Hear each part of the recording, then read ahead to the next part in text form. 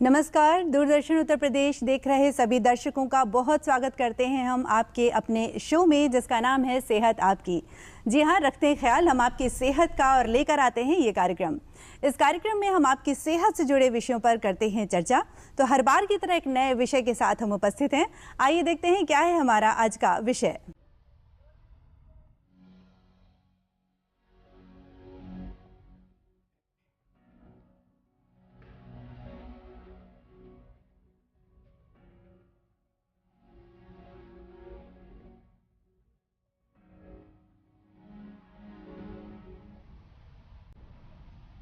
और आज का हमारा विषय है वृद्धावस्था में किडनी की समस्याएं। जी हाँ, वृद्धावस्था मानव जीवन की एक बहुत ही महत्वपूर्ण अवस्था होती है।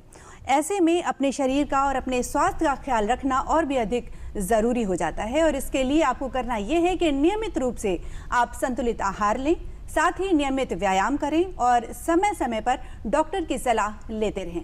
तभी आप अपने स्वास्थ्य को और अधिक बेहतर बना सकेंगे। तो आज के इस अंक में हम जानेंगे वृद्धावस्था में किडनी की कौन कौन सी समस्याएं होती हैं, क्या लक्षण होते हैं, क्या कारण होते हैं, साथ ही किस तरह से हम इसका बचाव कर सकते हैं। ऐसी बहुत सी जानकारियां लेकर आज इस अंक में हम उपस्थित हुए हैं अपने एक्सपर्ट्स के साथ। तो आइए सबसे पहले हम अपने एक्सपर्ट से आपको मिलवाते हैं। हमारे साथ हैं doctor Vinish Singh, associate professor, urologist and एंडोलॉजिस्ट, renal transplant surgeon. Doctor Vinish, कार्यक्रम में हम आपका स्वागत करते हैं।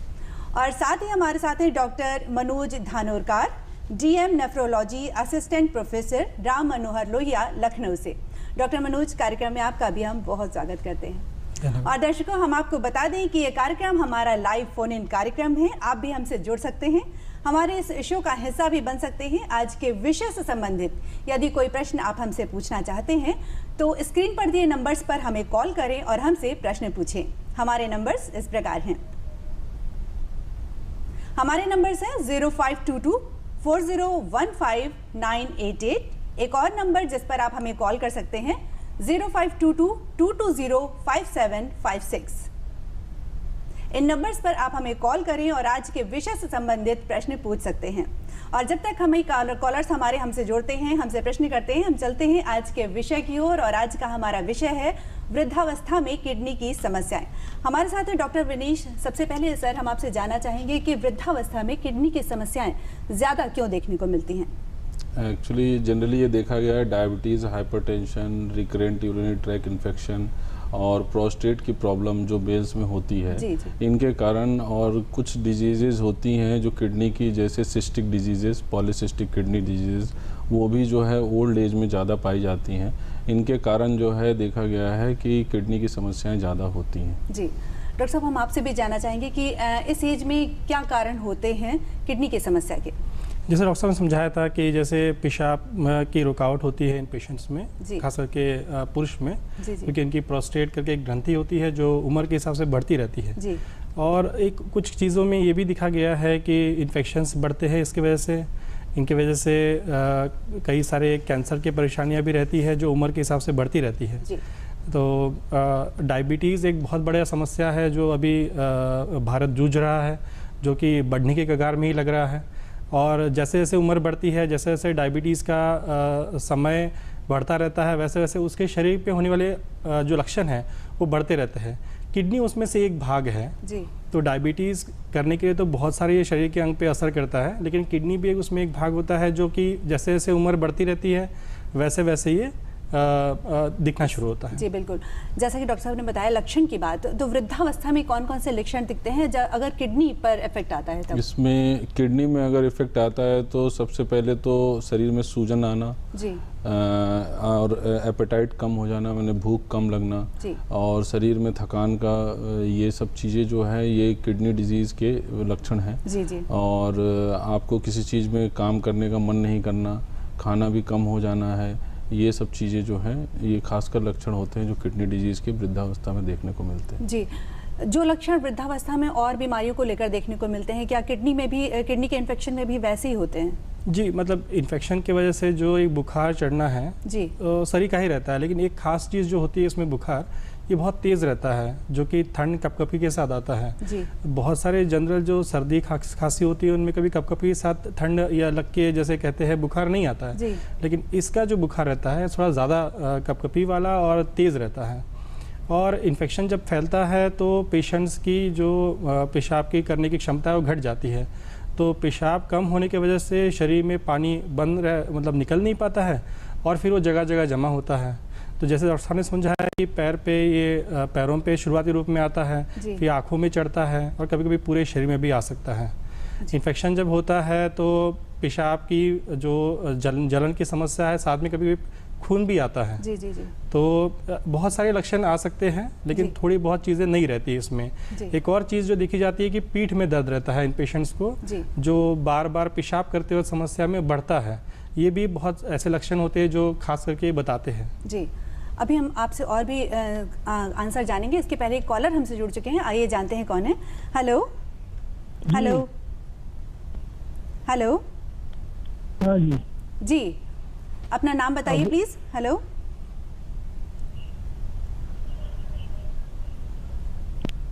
श्याम सुंदर जी, अपना प्रश्न पूछिए प्लीज जी। हाँ जी श्याम सुंदर जी, अपना प्रश्न पूछिए। श्याम सुंदर वर्मा जी, एज 78 जी सर, प्रश्न पूछिए अपना। एज 78 है जी सर, प्रश्न पूछिए। किडनियों में बड़ी बड़ी सिस्टें हैं और यूरिन बहुत कई बार जाना पड़ता है जी सर, इनको यूरिन कई बार जाना पड़ता है। और तो ये 70 इयर्स एज है इनका। तो इस कंडीशन में प्रोस्टेट की 2 बीमारियां होती हैं। जो सबसे ज़्यादा कॉमन होता है वो बेनाइन प्रोस्टेटिक हाइपरप्लेजिया कहा जाता है, जिसमें प्रोस्टेट ग्लैंड की साइज में बढ़ोतरी हो जाती है, जिसके कारण वो पेशाब में रुकावट पैदा करता है और उसके कारण वो पूरा पेशाब हो नहीं पाता है और इसी की वजह से इन्फेक्शन भी होता है और पेशाब बार बार करने की कोशिश में वो काफ़ी स्ट्रेन करते हैं, जोर लगाते हैं, फिर भी वो नहीं हो पाता है क्योंकि पेशाब के रास्ते की ही ग्रंथि है और उसको रुकावट करने की वजह से वो पूरा पेशाब नहीं हो पाता जी। तो प्रोस्टेट बढ़ने के क्या कारण हो सकते हैं सर? कारण इसमें अभी तक तो बहुत सारे मल्टी डिसिप्लिनरी कारण हैं, उसमें बहुत सारे कारण हैं, अभी तक कोई जेन्युइन कारण एक नहीं है। अच्छा। उसमें ये होता है कि जो हमारे रिसेप्टर्स होते हैं, जो हमारे डाईहाइड्रोटेस्टोस्टेरोन होता है वो उस पर प्रोस्टेट पे एक्ट करता है, जो उसके ग्रोथ के लिए रिस्पॉन्सिबल होता है, तो वो उसको टॉलरेट नहीं कर पाता है और वो हाइपर एक्टिव हो जाता है, स्टिमुलेट हो जाता है ऑटोमेटिक। मतलब टेस्टोस्टेरोन का लेवल हमारे शरीर में कम होता है बुढ़ापे के साथ, लेकिन उसकी जो सेंसिटिविटी होती है रिसेप्टर पे वो ज़्यादा बढ़ जाती है, जिसके कारण जो है उसकी ग्रोथ होती रहती है, जो कि नहीं होनी चाहिए। तो उसकी वजह से प्रोस्टेट ग्रंथि का ग्रोथ ज़्यादा हो जाता है और वो जो है ग्रंथि प्रोस्टेट जो है ब्लैडर के नीचे पेशाब का जो मसाना होता है उसके जस्ट नीचे ग्रंथि होती है, तो वो काफ़ी रुकावट पैदा करता है। तो इस कंडीशन में आपको तुरंत डॉक्टर से सलाह लेना चाहिए कि इसमें दोनों मेडिकल मैनेजमेंट भी होते हैं, सर्जिकल मैनेजमेंट भी होते हैं, और अगर आप टाइम से इसका उपचार नहीं करेंगे तो ये फिर ब्लैडर पे और फिर किडनी पे, दोनों गुर्दे पे असर करेगा। और वो कभी कभी तो हम लोग देखते हैं कि केवल प्रोस्टेट की वजह से दोनों गुर्दे खराब हो गए, सीकेडी का पेशेंट होगा जी, क्योंकि दोनों गुर्दे में सूजन आई और फिर उसके बाद धीरे धीरे गुर्दा भी खराब हो गया। ऐसे भी पेशेंट आए। पेशाब की थैली भी खराब हो जाती है क्योंकि वो भी बराबर जोर लगाते लगाते फिर वो मोटी हो जाती है और उसकी कैपेसिटी भी बहुत छोटी हो जाती है। तो इसका इलाज सही समय पे डॉक्टर से, यूरोलॉजिस्ट से होना बहुत जरूरी है जी। बहुत अच्छी जानकारी। और इसी के साथ एक कॉलर हमसे और जुड़ चुके हैं, आइए जानते हैं कौन है। हेलो हेलो हेलो जी। नमस्कार सर, मैं नंद स्वरूप मिश्रा हूँ बाराबंकी से। मैं जानना ये चाहता हूँ कि किडनी को सुरक्षित रखने के लिए हमें बचपन से लेकर के जवानी और बुढ़ापा में कौन सी सावधानी बरतनी चाहिए? ऐसी हमसे कौन सी गलती हो जाती है दिनचर्या में या हमारे खान पान में जो बुढ़ापा में किडनी की समस्या पैदा होती है, तो हमें क्या करना चाहिए किडनी को सुरक्षित रखने के लिए? जी, बहुत बढ़िया प्रश्न आपने किया है नंद स्वरूप जी। किडनी को स्वस्थ रखने के लिए क्या करना चाहिए कि बचपन से ही हम उसकी केयर करें और किडनी खराब ना हो? किडनी की एक खासियत देखी गई है कि अगर कोई नुकसान करने वाली चीज़ें अगर नहीं दी जाए या नहीं उसको अगर होए तो ये अपने दम पे पूरा 60-70 साल खुद चल सकती है। तो इसमें होने वाले नुकसान क्या है? तो नुकसान होने वाली चीज़ें यही है कि अगर हम 10 लग जाते हैं और अगर हम समय पे उसका इलाज नहीं करते हैं, शरीर का पानी बहुत कम हो जाता है, जैसे बीपी भी गिरता है तो किडनी खराबी आती है। इन्फेक्शंस होते हैं, उसकी वजह से किडनी ख़राब होती है। दर्द की दवाइयाँ बहुत लोग फ्रिक्वेंटली यूज़ करते हैं, ओवर द काउंटर मिल जाती है, उनको लोग सेवन करते हैं, उसका असर सीधा किडनी पे रहता है। डायबिटीज़ एक बड़ा चीज़ है, अगर हम सही समय पे डिटेक्ट कर ले, डायग्नोस कर ले और सही समय से उसको कंट्रोल कर ले तो किडनी को बचाया जा सकता है। और ब्लड प्रेशर एक चीज़ है जो कि एक आम भाषा, एक आम आदमी बहुत आसानी से कर सकता है। एक ब्लड प्रेशर का मशीन ले ले, रेगुलरली अपना बीपी मॉनिटर करें, ब्लड प्रेशर बढ़ता है तो उस हिसाब से दवाई ले। ये महत्वपूर्ण चीज़ें हैं। इसके अलावा जैसे वृद्धावस्था में इन्होंने कहा है कि अलग से जैसे लक्षण बताए थे वो अलग तरह की जांचें भी कर सकते हैं, लेकिन अगर मोटा मोटा देखा जाए तो अगर हम दवाइयों से बचे, जिसमें खास करके दर्द की दवाइयों से बचे और शरीर को इन्फेक्शन से बचा के रखे, तो खान पान में बहुत ज़्यादा बदल करने की ज़रूरत नहीं है। हमारा जो खान पान है वो बेहतर है, हम इसी पे ही हमारी किडनियाँ काफ़ी अच्छी चल सकती है।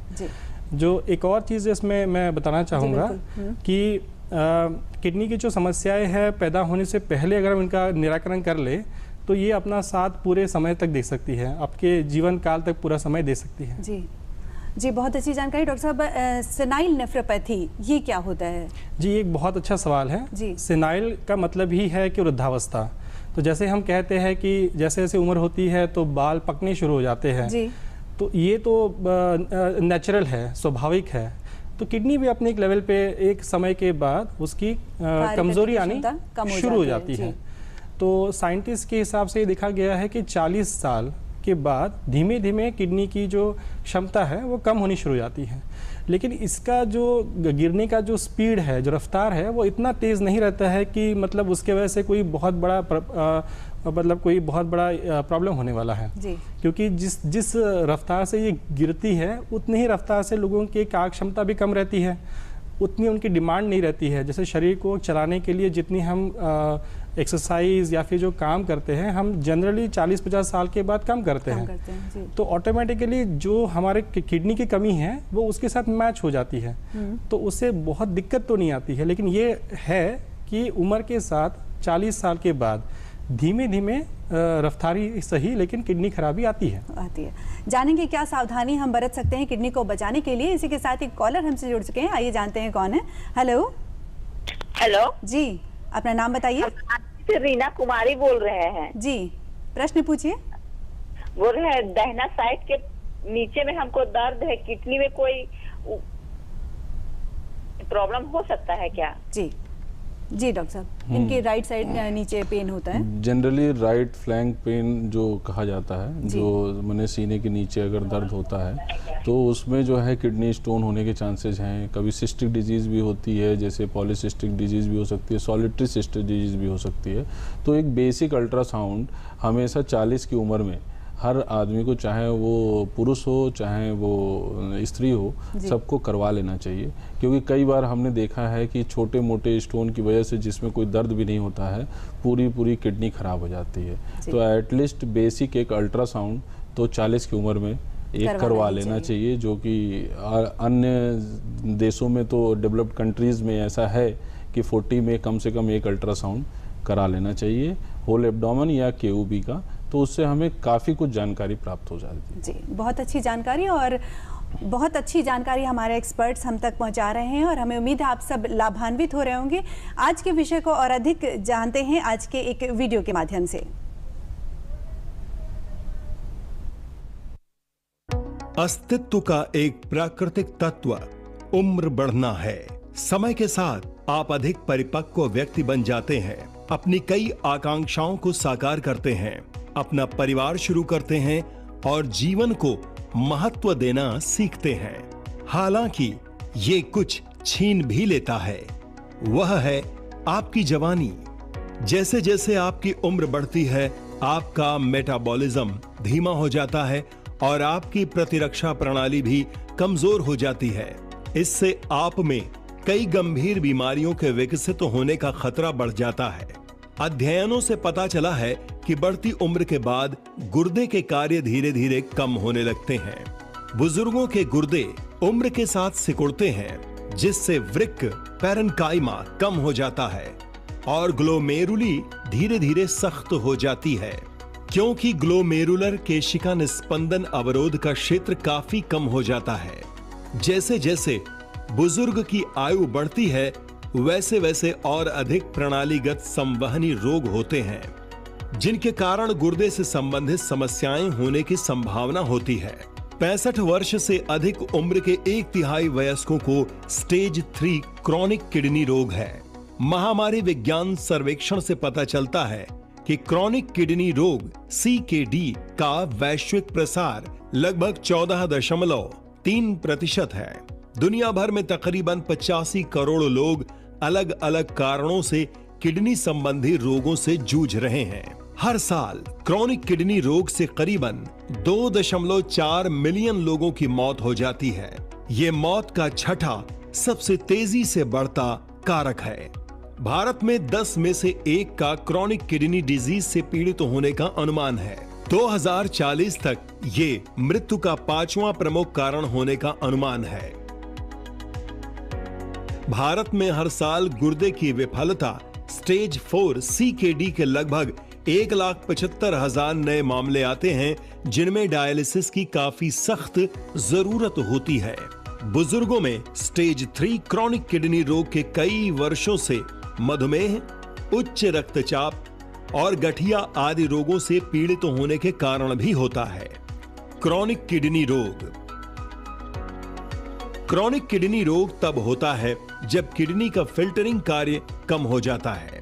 ये कभी कभी धीरे धीरे कार्य की और हानि का कारण बन सकता है। गुर्दे की बीमारी को चरणों में वर्गीकृत किया गया है। स्टेज 3 का मतलब है किसी व्यक्ति की किडनी अपनी सामान्य क्षमता से 30 से 60% के बीच रक्त को फिल्टर कर रही है। चरण 5 क्रॉनिक किडनी रोग वाले लोग।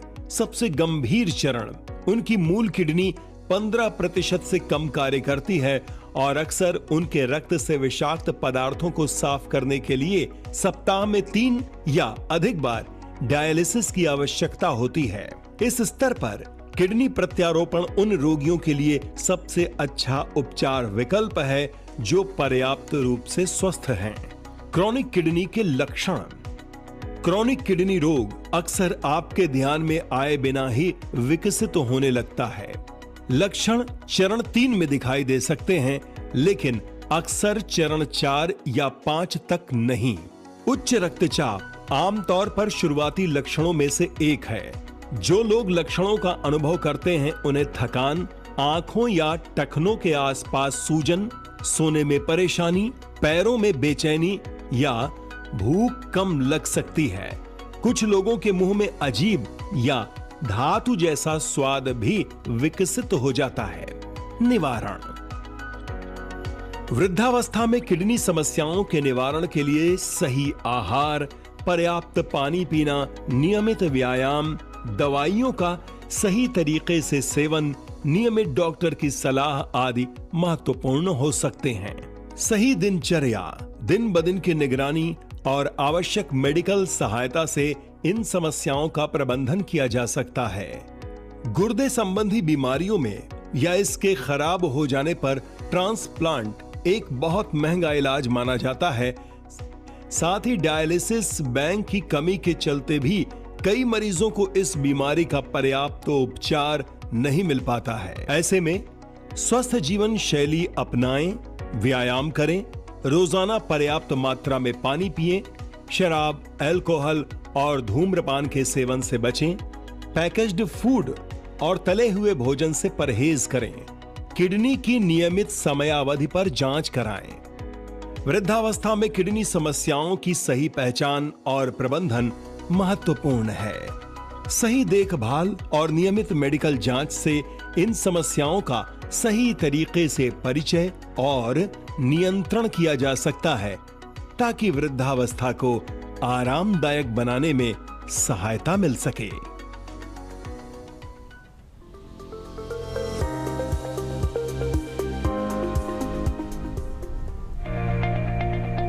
आप देख रहे हैं कार्यक्रम सेहत आपकी और आज का हमारा विषय है वृद्धावस्था में किडनी की समस्याएं। हमारा ये कार्यक्रम लाइव फोन इन कार्यक्रम है और साथ ही फोन पर एक कॉलर हैं। आइए जानते हैं कौन है। हेलो हेलो हेलो जी शिव कुमार जी, अपना प्रश्न पूछिए। 22 साल से डायबिटीज है और मेरी उम्र है 70 वर्ष जी। और मैं रात में 5-6 लीटर पेशाब जाता हूँ, झाग आता है उसके पेशाब में। तो ये क्या किडनी से संबंधित समस्या है? जी डॉक्टर साहब, ये 70 साल के हैं और डायलिसिस पर हैं। अच्छा, और इनके बाथरूम में झाग ज़्यादा आता है, तो ये प्रोटीनूरिया का साइन है जी। तो इसमें जो है एल्बुमिन की मात्रा ज़्यादा इनकी वॉश आउट हो रही है यूरिन के थ्रू जी। तो डायबिटिक भी हैं। तो शुगर की वजह से डायबिटिक नेफ्रोपैथी में ऐसा देखा गया है कि प्रोटीन और शुगर जो है दोनों फिल्टर होके जो हमारा फिल्ट्रेशन प्रोसेस होता है एज के साथ वो भी कम हो जाता है, और जब डायबिटीज़ होती है तो ज़्यादा फिल्टर होता है, रीअब्जॉर्ब नहीं होता है एल्ब्यूमिन और ये शुगर। तो ये ज़्यादा आ रहा है तो इनको ज़रूर जो है नेफ्रोलॉजिस्ट से कंसल्ट करनी चाहिए। कुछ मेडिकेशन आते हैं और कुछ डाइट में भी इनको सुधार करना पड़ेगा जिससे कि प्रोटीनूरिया की समस्या इनकी कम हो सके। और साथ में यूरिन रूटीन कल्चर एक होता है, पेशाब की जांच। कभी कभी इन्फेक्शन के कारण भी ये जो बैरियर होता है वो ज़्यादा प्रोग्रेसिव लॉस करता है, तो ये भी कराना जरूरी है जी। एक और कॉलर हमसे जुड़ चुके हैं, आइए देखते हैं कौन है। हेलो हेलो हेलो जी, अपना नाम बताइए। हम जयदेवी मिश्रा बोले, बाराबंकी से जी। हमारा सवाल है, जैसे किडनी को कितना पानी पीना से तो हमारी किडनी सुरक्षित है, और जैसे बिना डॉक्टर के सलाह दवाई लोग खा लेते हैं, जैसे किडनी को कितना नुकसान पहुंचा सकता है? जी जी डॉक्टर मनोज। नहीं, बिल्कुल दर्द की दवाइयाँ या फिर ऐसी दवाइयाँ जिसके बारे में आपको पता नहीं है कि यह क्या ये किडनी पे असर करती है, ऐसी दवा लेना तो बिल्कुल नहीं चाहिए, क्योंकि दवाइयों का बहुत ज़्यादा असर रहता है किडनियों पे, और ख़ास करके ये असर बढ़ जाता है जब हम पानी की मात्रा कम रखते हैं, क्योंकि किडनी के लिए पानी एक बहुत ही महत्वपूर्ण चीज़ है जो उसको खुद को बचा के रखता है। और ऐसे जगह जहाँ पे लखनऊ जैसे वातावरण है जिसमें तो ज़्यादा पसीना बहुत आता है, ऐसे में पानी कम शरीर में होना बहुत स्वाभाविक बात है, और वो कम होने के बाद किडनी की बीमारियां बढ़ने की स्वाभाविकता बहुत बढ़ जाती है। ऐसे में आपके लिए बहुत ज़रूरी है कि आप पानी की मात्रा शरीर में बना के रखें। समझने के लिए किस तरह से हम इसको उसका अनुमान होना चाहिए, इसके लिए हम अंदाज़ा ले सकते हैं कि एक पेशाब करने के लिए अंदाज़न 2 से 2.5 लीटर पेशाब जनरली हमारी होती है। लेकिन जिस तरह से ये हमारा यहाँ का वातावरण है उसमें हमारा जो पसीना ज़्यादा जाता है उसको हमें कम से कम 500 ml से 1 लीटर तो जोड़ना चाहिए। तो अगर हम ऐसे गिन के देखें तो 3 से 3.5 लीटर हमारा डेली का पानी वाटर इंटेक होना चाहिए, जो कि हमारे शरीर में जो डेली जो निकल रहा है उसको भरता रहे। जी जी। अगर इसकी कमी हो जाए तो फिर चीज़ें बिगड़नी शुरू हो जाती हैं। जी, साथ ही हम आपसे ये जानते चलें कि डायलिसिस क्या होता है और इसकी आवश्यकता कब पड़ती है? डायलिसिस एक तरह का बाहरी कृत्रिम रूप का किडनी है जो कि किडनी के जैसे काम करने की एक कोशिश करता है। पूरी तरह से किडनी के सारे फंक्शन या जितनी किडनी की कैपेसिटी है उतना तो उसमें ताकत नहीं होती है, लेकिन ये है कि जो किडनी पूरी तरह से ख़राब हो जाती है जिसको हम CKD 5 कहते हैं, जिसमें किडनी की क्षमता बिल्कुल नगण्य होती है, तो ऐसे में ये ट्रांसप्लांट के जाने के पहले पेशेंट को जीवन दान देता है कि वो अपने लिए ट्रांसप्लांट के लिए प्लानिंग कर ले, उसके लिए पैसा जोड़ना है या कौन गुर्दा देगा इसके लिए प्लानिंग कर ले, क्योंकि डायलिसिस से पूरी तरह से नॉर्मल तो नहीं हो सकती चीज़ें, लेकिन हाँ बचाया जा सकता है। जी जी बिल्कुल। एक कॉलर और हमसे जुड़ चुके हैं, आइए जानते हैं कौन है। Hello hello hello hello hello hello, अपना प्रश्न पूछिए। हाँ मैम जी, अपना प्रश्न पूछिए प्लीज। हेलो मैम जी, आप अपने टीवी की वॉल्यूम थोड़ा कम कीजिए और अपना प्रश्न पूछिए। जी मैम, मेरा नाम सोनू कुमार है जी, मैं बनारस से बोल रहा हूँ। जी जी, प्रश्न पूछिए। हाँ मैम, मेरा नाम सोनू कुमार है, मैं बनारस से बोल रहा हूँ। जी जी, अपना प्रश्न पूछिए। मैम मेरा क्या है ना कि पिछले 12 सालों से कोलाइटिस का बीमारी है। जी मैम मेरा जो है ना कोलाइटिस का प्रॉब्लम है 12 सालों से जी, और मैंने बहुत इलाज करा मैम, लेकिन कुछ जो है असर नहीं हो रहा, तो उसका कोई उपाय बताएं। जी जी सोनू जी का प्रश्न है कि कोलाइटिस की बात कर रहे हैं, ये तो गुर्दा रोग से संबंधित विषय नहीं कोई है। उपाय बताएं मैम। ये तो अतड़ी की बीमारियां होती है, जिसमें जो एक बड़ी अतड़ी होती है उसमें बार बार इन्फेक्शन या उसका जो एक लेयर है वो उसमें इन्फेक्शन या इन्फ्लामेशन होता है, उसको हम कोलाइटिस कहते हैं। तो ये तो अतड़ी की बातें हो गई है, हम तो हमारा सब्जेक्ट तो आज किडनी विषय है। जी डॉक्टर साहब, हम चलते चलते आपसे जानना चाहेंगे कि अगर किसी को किडनी की समस्या हो जाती है तो किस प्रकार का ट्रीटमेंट उसको करना होता है, क्या टेस्ट करवाएं? वो टेस्ट तो जो सबसे कॉमन टेस्ट है उसमें सीबीसी आता है, जिसमें ब्लड देखना होता है, हीमोग्लोबिन, क्योंकि क्रोनिक किडनी डिजीज में हीमोग्लोबिन की बहुत कमी हो जाती है। मतलब क्योंकि किडनी जो है इरिथ्रोपोइटिन एक हार्मोन सेक्रेट करता है, जिसके कारण जो है हमारे बॉडी में आरबीसी बनते हैं और ब्लड की मात्रा बनती है। तो किडनी सीकेडी पेशेंट में देखा गया कि हीमोग्लोबिन की कमी हो जाती है।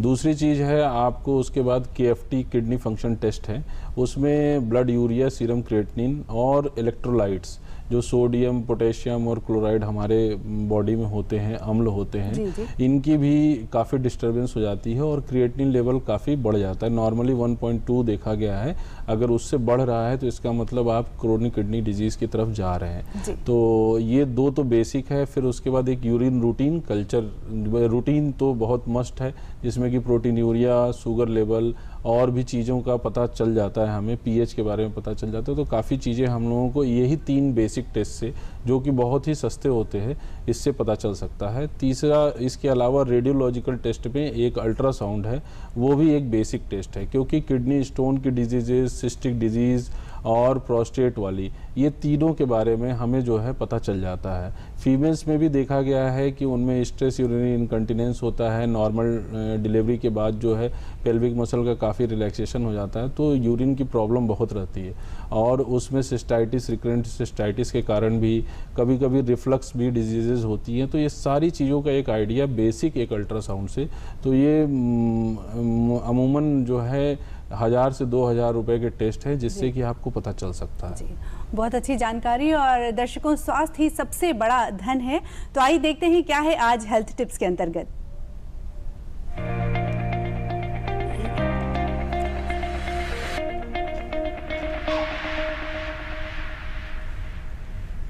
हेल्थ टिप्स के अंतर्गत आइए जानते हैं डॉक्टर मनोज से कि सर, अगर कोई किडनी पेशेंट है तो उसका लाइफस्टाइल क्या होना चाहिए, उसको आहार में क्या लेना चाहिए? अमूमन हमने ये देखा है कि जैसे किडनी खराबी होती है तो उसके जो संभाव्य जो उसके फंक्शन है उनमें बिगाड़ आ जाएगा। तो उसमें जो बिगाड़ आता है तो उसमें पानी की क्षमता जो होती है उसकी निकालने की, जो पेशाब करने की क्षमता है वो गिर जाती है। ऐसे में हम बहुत बार पेशेंट्स को पानी कम पीने के लिए कहते हैं। ये हम खराबी होने की बात कर रहे हैं। जी। दूसरी चीज़ें है कि क्योंकि उसमें एक्सक्रीशन, जो मतलब जो भी हमारे शरीर में जो गंदगी बनती है उसको निकालने की क्षमता कम हो जाती है। तो इसमें पोटेशियम एक बहुत बड़ा इसमें एक चीज़ होता है जो कि घातक रह सकता है। तो इन पेशेंट्स में पोटेशियम के लिए बहुत ज़्यादा चीज़ों को संभालना होता है।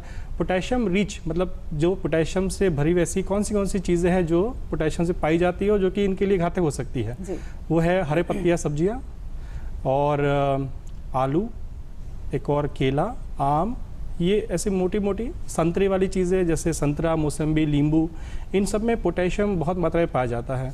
और क्योंकि इनकी किडनी की क्षमता कम है निकालने की पोटेशियम को, तो अगर ये ज़्यादा मात्रा में ले तो पोटेशियम की मात्रा बहुत तेज़ी से बढ़ सकती है, जो कि घातक रह सकती है हार्ट के हिसाब से, क्योंकि हृदय की जो क्षमता है वो गिर जाती है एकदम से। तीसरी चीज़ जो इसमें देखी जाती है कि एक फास्फोरस एक होता है शरीर में जो निकलना चाहिए, जो फिर किडनी खराबी की वजह से निकल नहीं पाता है। और अगर हम फास्फोरस को देखें तो उसमें ड्राई फ्रूट्स जो होते हैं उनमें बहुत ज़्यादा होता है फास्फोरस। तो अगर हम ड्राई फ्रूट्स को ज़्यादा मात्रा में ले तो ऐसे में वो हड्डियों पे बहुत बुरा असर डालता है और हड्डियाँ बहुत कमज़ोर होने की वजह से फ्रैक्चर्स आसान, मतलब बिना कोई मतलब का फ्रैक्चर हो जाना, ये देखा जाता है किडनी मरीज़ में। इसलिए ये भी चीज़ों का ये भी एक चीज़ है जो उन्होंने लेना नहीं है। जी, बहुत अच्छी, बहुत महत्वपूर्ण जानकारी आज हमारे एक्सपर्ट्स हमसे साझा कर रहे हैं। और दर्शकों, हम आपको बता दें, इस कार्यक्रम के माध्यम से और अपने एक्सपर्ट्स के जरिए हम आपको आपकी सेहत के प्रति ज़्यादा से ज़्यादा जागरूक करने की कोशिश करते हैं। फिर भी यदि आपके मन में कोई सुझाव है, कोई जानकारी है, तो सोशल मीडिया के इन माध्यमों के जरिए आप हमसे संपर्क कर सकते हैं।